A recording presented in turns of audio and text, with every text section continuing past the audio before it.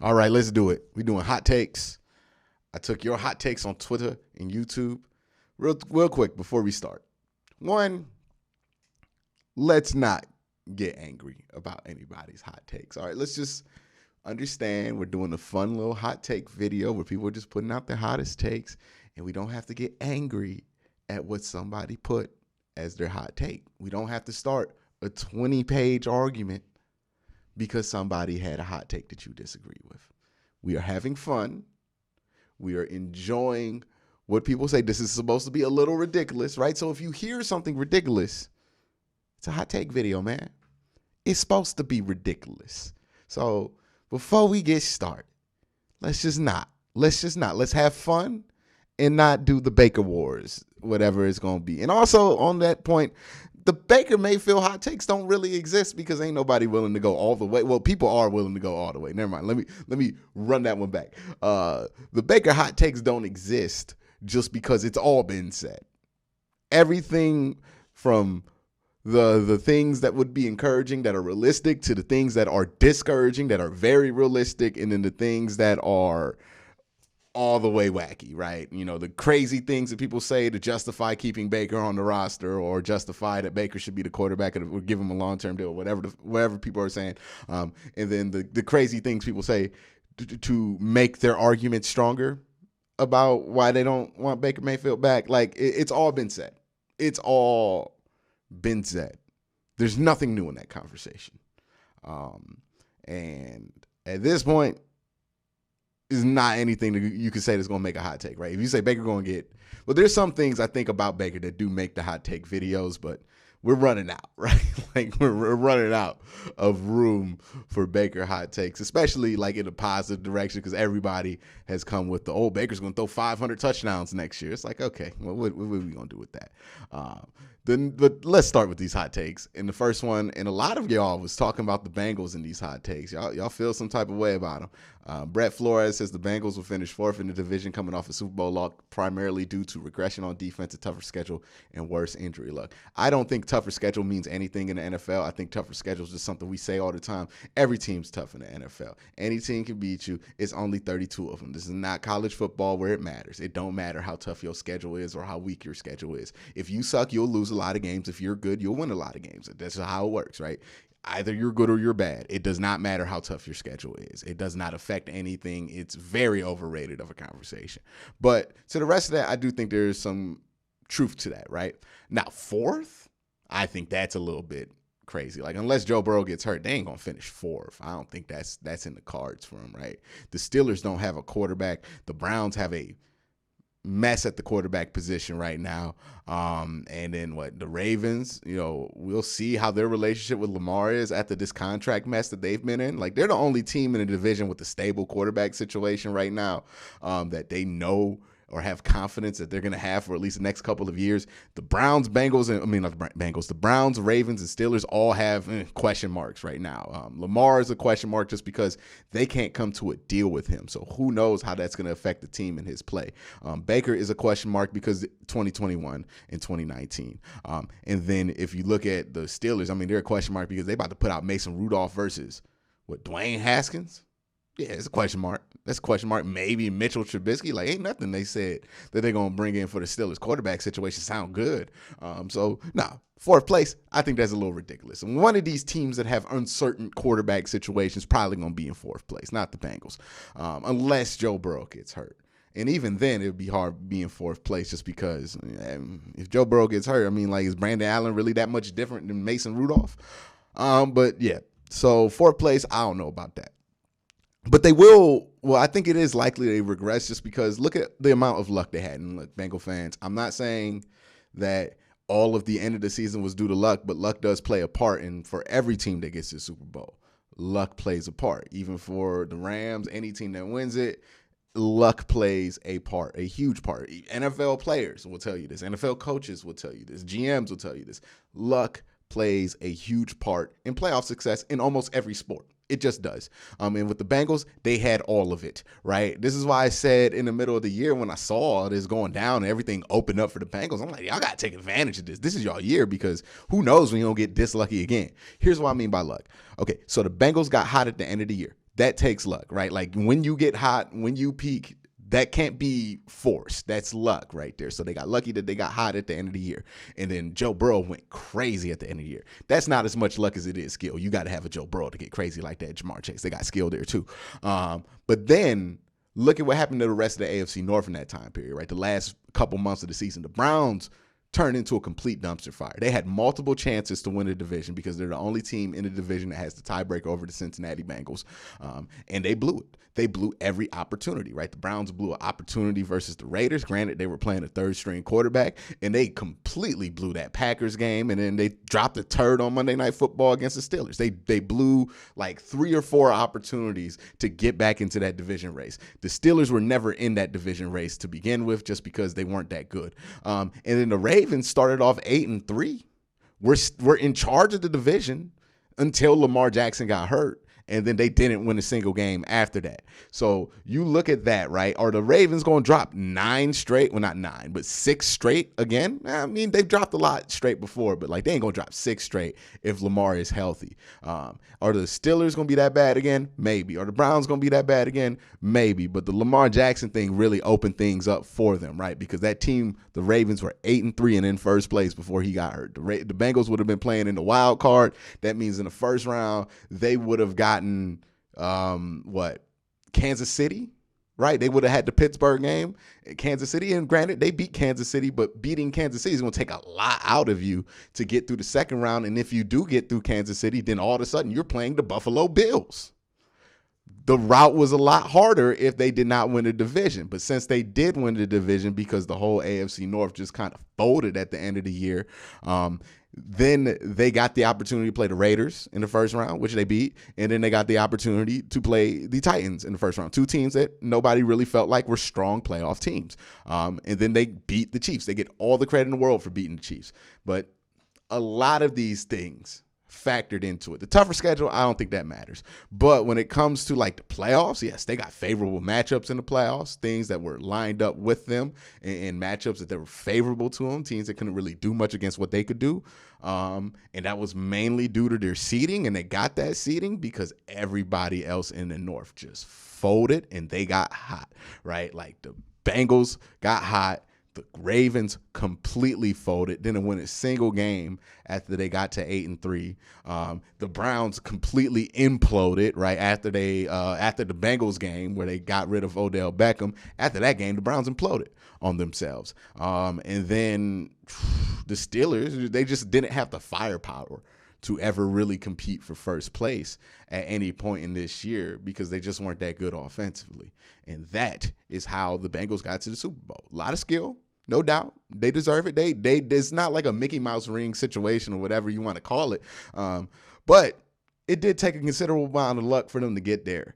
And I think that is something that you cannot replicate. Now, maybe they'll get that lucky again next year. Who knows? But it's going to be a hard thing for them to replicate getting back to the Super Bowl. Next question comes from Classically Important, who says Nick Chubb will be the worst running back in the division. My goodness. Let me think about that. Joe Mixon's good, but he ain't better than Nick Chubb. Najee Harris is okay. He ain't better than Nick Chubb. And what? The Ravens have one of them? Nah, I'm not with this take at all. Not with this take at all. Nick Chubb is a class above every running back in this division. Now, this division does have good running backs. I see where you're coming from, but nah, son. All right, the next take comes from Jacob, who says the Browns will be a sub-7 win team in 2022 and be eyeballing C.J. Stroud or Bryce Young in the 2023 draft. Baker will likely be traded midseason or signed with Washington. I have a question. One, we need to just stop saying we're going to trade players that nobody wants. All right, because the reality is the Browns are a sub-7 win team next year, and Baker is terrible. And for them to be a sub-7 win team, it would take Baker to be considerably awful, right? Like this team's good enough to where if they get decent quarterback play, they'll be good. So that implies that Baker plays terrible if they're going to be sub-7 wins. Who's trading for that, dog? Like nobody wants it, and you can't even trade him because he doesn't have a contract anymore after this year. You can't. People just want to trade Baker Mayfield. Who sees him as an asset? It's not 32 teams or 31 teams that see him as an asset. That's just the reality of it. There's a lot of teams that don't want him, period. Point blank. Won't sign him. Don't want to trade for him.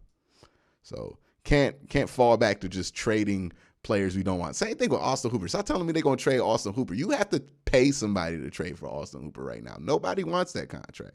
Next question comes from Lord Sensei. Says Stefanski will be fired midseason.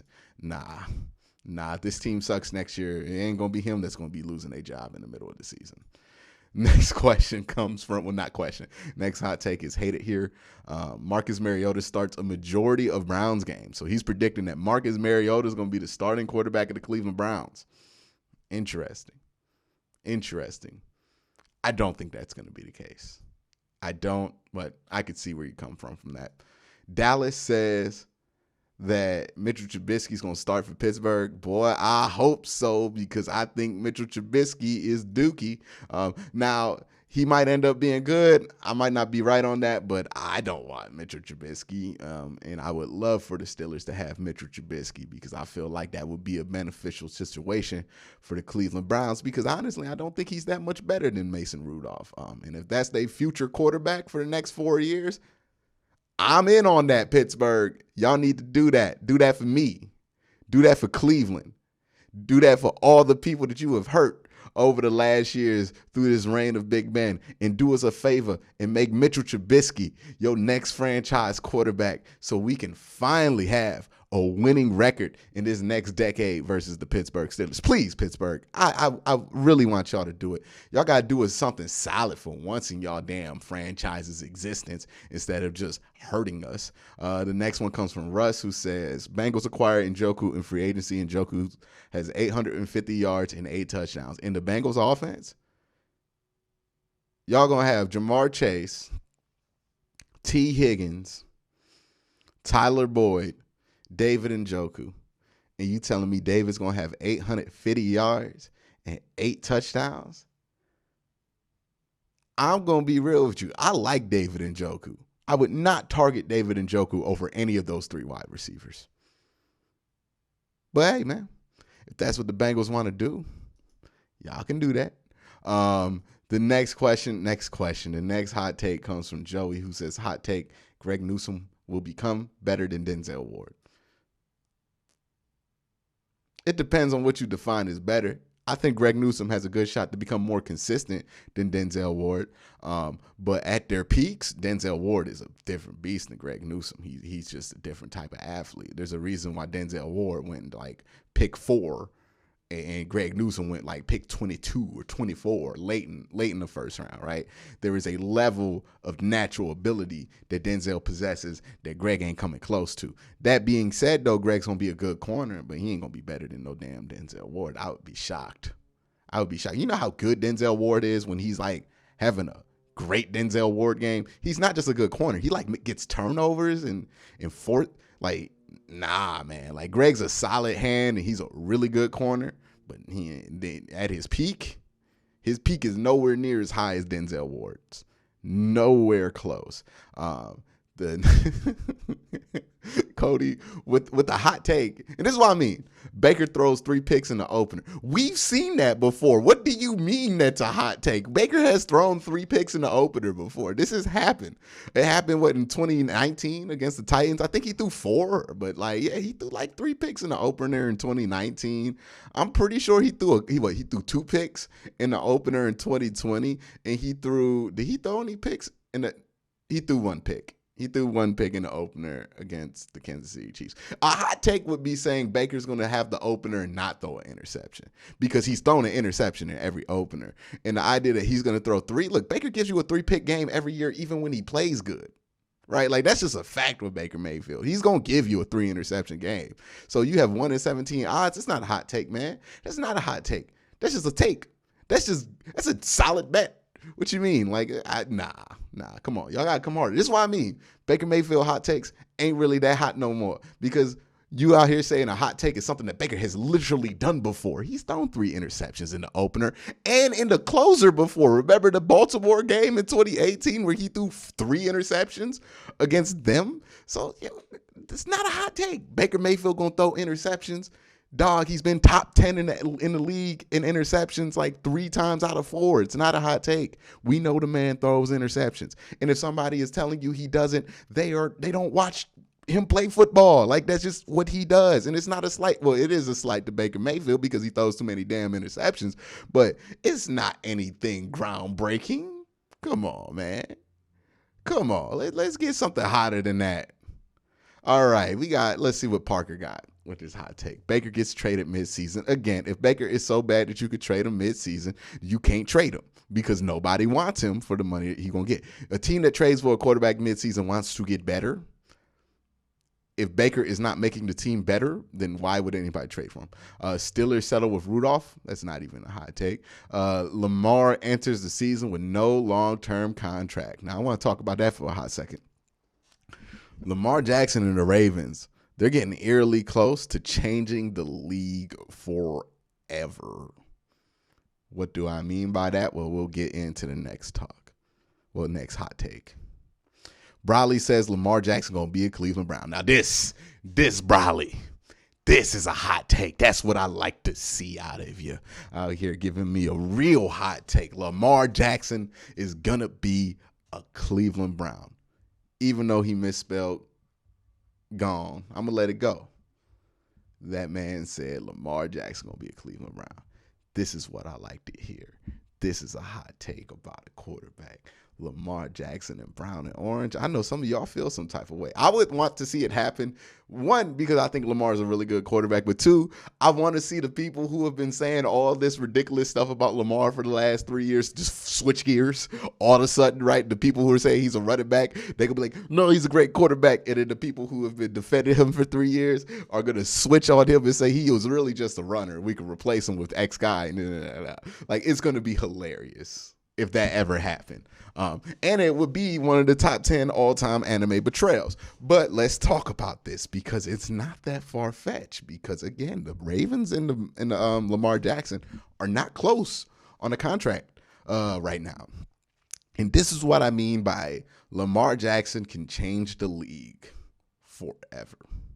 Because we have never really seen a MVP level franchise quarterback play out his entire rookie deal and go into free agency, right? This is like a LeBron thing, right? Where LeBron left the Cavs and that changed the NBA forever. If Lamar leaves the Ravens in free agency after this year, that's going to change the league forever because the assumption has always been, and the way that people have always done things in the NFL is you get a quarterback, you like that quarterback, you sign that quarterback. But if Lamar does this and he's successful, right, if he plays out the rest of his rookie deal, does not return to Baltimore, and enters free agency, no strings attached as a former MVP quarterback who probably had a good season the year before, let's assume he does have a Lamar Jackson level season, and he enters free agency and changes teams, it's the first time we've really seen something like that, right? Like the closest thing is Kirk Cousins, and man, Kirk Cousins and Lamar Jackson far apart. Kirk Cousins ain't winning no damn MVP ever. So that would change everything because if Lamar is successful in that, other quarterbacks that are younger are going to see that and go, oh, I don't have to stay with the team that drafted me if I'm good. I can just wait this out and enter free agency and go to the team that I want to go to. And that is something that would change the league forever. Whether it would be good or bad, I don't know. I can't tell the future. But the Ravens and Lamar Jackson are literally this close. If they do not sign each other or come to an agreement this offseason or at the end of next offseason, to changing the NFL forever. It's going to piss some fans off, right? Because all of a sudden, like when you draft when you draft a Josh Allen in the NFL, you're not worried about whether you can keep him the same way that you are if you draft a Giannis, right? Like, can we keep him after his rookie deal? You're worried about that because he could leave, because players will leave in the NBA. In the NFL, players just don't do that for whatever reason. It's probably because nobody's ever done it. Nobody wants to be the first guy to do it. Lamar strikes me as a guy who would be fine just leaving if he has to, right? And if he does, that's going to open up something different, right? We've already seen a historic amount of QB movement over the last few years. Lamar leaving in free agency after his rookie deal, being the first guy to do that, that would just be the tipping point in that whole conversation. And then all of a sudden now it's not going to be about if you can get a franchise quarterback. It's also going to be about what you can do to keep that franchise quarterback on your roster, because he could walk in free agency. Again, man, Patrick Mahomes might be the last QB to take a 10-year deal. It might be a very different world in the NFL in a couple of years. If Lamar, and especially if Lamar does that, it's going to change the league. They're going to talk about that as what changed the league. Even though other stuff happened before it and it's going in that direction. Look, this is happening either way, right? The idea that you're going to draft a quarterback and it's not even going to be a thought whether you're going to be able to keep him, that's ending. Like, you're going to have to impress your quarterback to keep him. That's going to be the reality for going forward. But if Lamar does that, everybody going to be aware of that. And that's going to be something that's going to change the league. We're going to talk about that one forever. So they're this close. They're this close. So Lamar Jackson and the Cleveland Browns, it could happen. It's not the most unrealistic thing in the world. Next hot take comes from Tristan, who says the Bengals will have a sophomore slump next year, which is not that hot of a take. And Zach Taylor is going to be fired. The Bengals don't fire nobody, dog. They ain't paying dead money. Well, here's the caveat to that. I don't think Zach Taylor gets fired, but is this the last year of his contract? Did he get extended? Because if Zach Taylor did not get extended, that would be the end of his 4th year, and most coaching contracts go for 4 years. And it's not out the realm of possibility that Mike Brown lets that contract expire. Now, as the rest of the AFC North fans, do we really want the Bengals to do that? I would rather the Bengals keep Zach Taylor and hang on with that dead weight than let Zach Taylor go and sign somebody in there that's going to be able to do something, like really figure something out with what they have there. That would be terrifying. Like, could you imagine if like an Andy Reid went over there or Sean Payton went to Cincinnati? That would be freaking terrifying. My bad. But if Zach Taylor's there, I feel much better about that whole situation. So that is something that could happen, right? I don't know if they extended him. If they did, great. If they didn't and they stink next year, oh yeah, they'll let that contract run out. And that might not be good for the rest of the AFC North. But that's the hot takes. Let me know what y'all thought and drop some hot takes in the comment section. But hey, y'all have a great day. Have a good night.